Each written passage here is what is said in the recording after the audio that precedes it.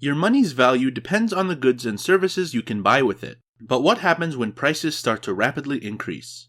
And they just keep going up. Hyperinflation describes this scenario, and it's often triggered by a major disaster or war, and a government's response to print more money. Hyperinflation describes a situation when the cost of goods and services rapidly increases.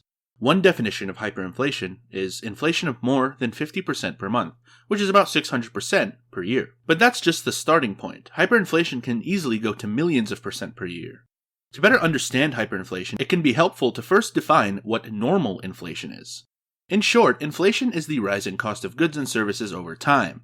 A low level of inflation, such as 2%, could be a sign of a healthy economy. Slowly increasing prices can encourage people and businesses to spend more or invest their money, which can help keep the economy moving along. You may notice inflation over time as prices for basic products slowly increase, but imagine seeing the cost of a gallon of milk double every few months. Or as was the case in Hungary after World War II, prices doubling every 15 hours. What causes hyperinflation?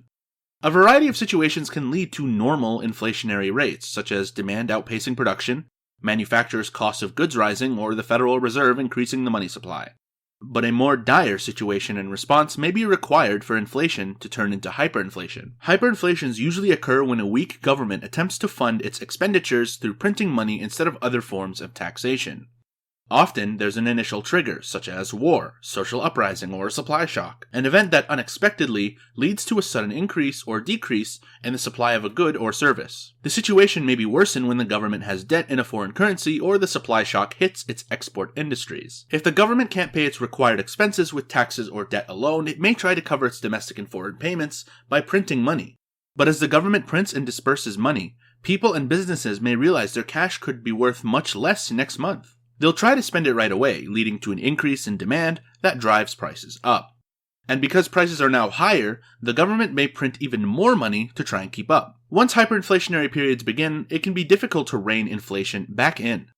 People do not often understand how quickly inflation can get out of control due to a lack of political will to tame it. Often, drastic measures are needed to stop hyperinflation, such as strict austerity measures or changing the basis for a nation's currency. There have been many examples of hyperinflation over the years. Some of the most notable include 1. The Weimar Republic from 1922 to 23. After defeat in World War I, Germany was saddled with debt and reparations that couldn't be paid with its paper-mark currency. Germany's production capabilities were also damaged or occupied. At one point, inflation reached over 29,500% per month. Example number 2. Workers were paid with suitcases filled with money, but the suitcase itself might be worth more than its contents. Example number 3. Hungary from 1945 to 46. Post-war Hungary similarly dealt with supply shocks as basic and production infrastructure was destroyed during the war. It was also saddled with reparation payments to the Soviets. The governments continued to print money with higher denominations. There was a 100 quintillion pengo note at one point, and at the peak point of hyperinflation, prices doubled every 15 hours. Example number 4. Venezuela from 2016 to the present. Venezuela is a contemporary example of a hyperinflationary period that began in 2016.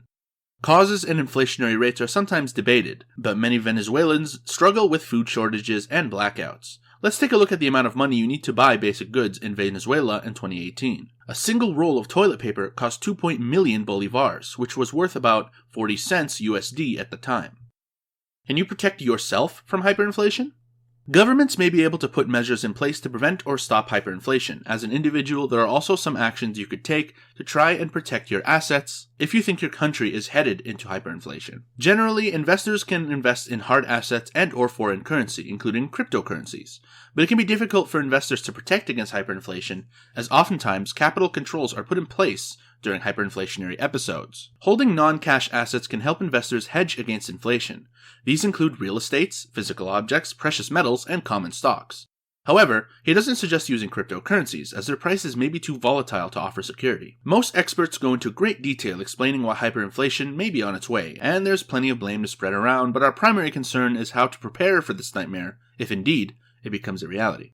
Here are some common sense steps that will help you and your family be in a more stable position. 1. Pay off any debt that has an adjustable interest rate as quickly and as soon as possible. Unsecured credit card debt in particular is vulnerable to increased interest rates that would demand more and more of a family's income, already strapped to cover the most basic necessities. 2. While interest rates are at historic lows, investigate the possibility of refinancing your mortgage. If your mortgage rate is already low and fixed, focus debt repayment on anything that has an adjustable rate. 3. Consider your ways to decrease your transportation expenses. Should gasoline prices soar out of control, you may be very happy for a job that's within walking or biking distance. Can you sell that second or third vehicle and pocket the savings in gas, upkeep, and insurance? Be strategic and purposeful in deciding which vehicles to keep, sell, and/or purchase. 4. Never buy new if you can help it. Craigslist, eBay, FreeCycle, and resale shops offer nearly everything you'll ever need. Refuse to pay retail and use the savings elsewhere. 5. Have a backup plan for every major appliance in your home. If electricity prices become outrageous, do you have everything necessary for drying clothes on a clothesline, washing clothes by hand, and an old-fashioned dish strainer or two? These tips for living off-grid, even in the city, can help you with this step. 6. This video is not financial advice, but consider visiting local coin shops and become educated about purchasing gold and silver. It's easy to make poor decisions in a panic, and this is no time to lose money making investments in the unknown. As the dollar loses its value, precious metals increase in value. 7. Continue stocking up on food and household supplies. When prices increase, this will give you a much-needed cushion of time. The price of food always increases during hyperinflation. 8. Add multi-purpose, versatile supplies like vinegar, bleach, and baking soda to your shopping lists. If restaurant meals are part of your routine, cutting back is one of the easiest steps you can take to save money and learn how to make more meals from scratch. That will be especially important if you need to ever rely on your stored food. 10. Have a passport for every member of your family, just in case. This isn't paranoia, just a precaution if you ever need or want to leave the country. Hyperinflation will affect government operations, and this is one document you can't easily get from a local source. 11. Discover new ways for your family to earn money. I've written about this before here and there, but every member of the family should have a way of earning a little extra money. A side business that involves everyone is even better, and this article details how one mom helped her kids build their business at their local farmer's market.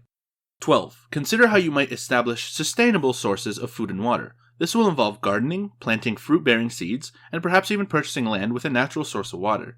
There's no survival without food and water, so these should be a top priority. 13. Beef up your home's security and your own personal security.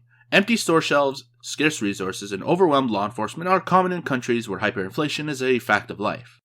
Proactive steps in this area just make sense. 14. Stay positive. The future is unknown, but what is known is the importance of family, friends, and positive mental attitudes.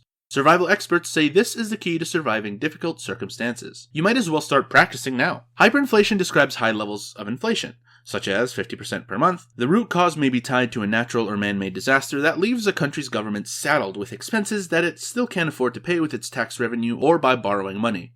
In response, the government may turn to printing money and increasing the denomination of its currency. Living in a hyperinflationary period can be difficult as the value of your money quickly decreases. In such an environment, any planning becomes meaningless, and oftentimes people and businesses will move to barter rather than continue using currency, says Tomich. However, investors may be able to protect some of their wealth if they invest in assets that aren't linked to their currency. Hyperinflation is one of the most misunderstood topics in economics. In fact, one of the fastest ways to tell if an economics pundit is incompetent or dishonest is to look for confusion on the meaning of hyperinflation. Many talk about hyperinflation as if it was just inflation with a very large number in front of it. In truth, they are as different as stock prices going up because of a short squeeze and stock prices going up because of good news. There is no analysis about how stocks respond to news that helps you to understand a short squeeze, and there is no analysis of inflation that helps you understand hyperinflation, except in the sense of pointing to an initial threshold event. Tackling hyperinflation is difficult. It takes time and a lot of resolve from the politicians and policy makers. The main thing is for the central bank to limit the growth in money supply to the growth rate of the economy by limiting the growth in reserves of the banking system, or base money. This will come as quite a shock to a hyperinflationary economy because interest rates will need to go much higher than the inflation rate for a considerable time, and this will certainly push the economy into recession for a time. It's all about the psychology of bringing inflationary expectations back down to earth, so it is essential for the authorities and the central to show that they have the political will to stick with the difficult task. If they do, then people will eventually and gradually stop putting up prices and demanding higher wages, as the reality of slower money supply growth works hand in hand with gradually fading inflationary expectations. Inflation should start falling quite soon, but it could take years before it gets back down to moderate levels. However, once the message is clear and credible that inflation will in fact be brought under control, the growth rate in the economy can start to recover. If you enjoyed this video, make sure to leave a like and feel free to subscribe to stay updated with our future videos. Thanks for watching!